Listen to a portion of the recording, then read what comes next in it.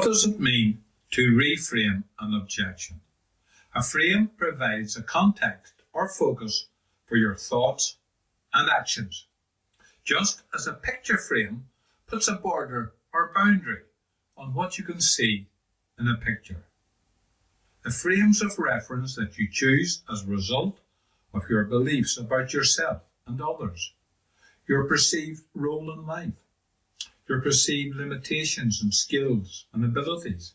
These can limit what you see as possible, or they can open up all sorts of possibilities. You, and if you allow them, others, are continually setting time frames, boundaries, limitations on what you can and can't do, often without any real thought about the consequences, or even if the limitations are true. Changing the frame of an experience can have a major influence on how you perceive, interpret, and react to that experience. The purpose of reframing is to help a person experience their actions, the impact of their beliefs, from a different perspective, from a different framework, and help them potentially be more resourceful or have more choice in how they react. Reframing goes on around us all the time.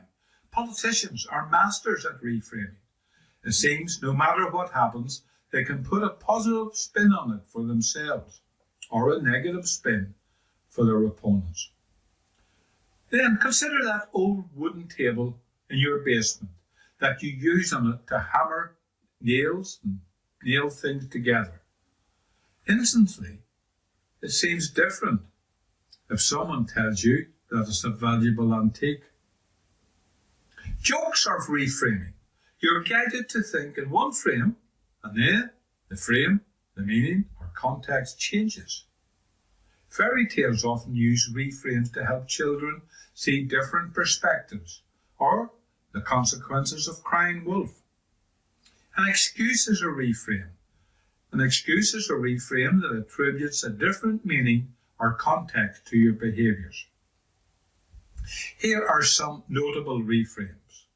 During the 1984 presidential campaign, there was considerable concern about Ronald Reagan's age. He was the oldest contender. Speaking during the presidential debate with Walter Mondale, Reagan said, "I will not make age an issue of this campaign.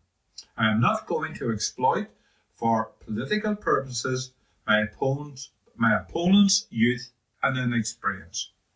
Reagan's age was not an issue for the remainder of the campaign. Another story is about Thomas Watson Sr., the first president of IBM. A young worker had made a mistake that lost IBM $1 million in business. She was called into the president's office, and as she walked in, she said, "Well, I guess you've called me here to be fired." "Fire you," Mr. Watson replied. "I just spent $1 million on your education."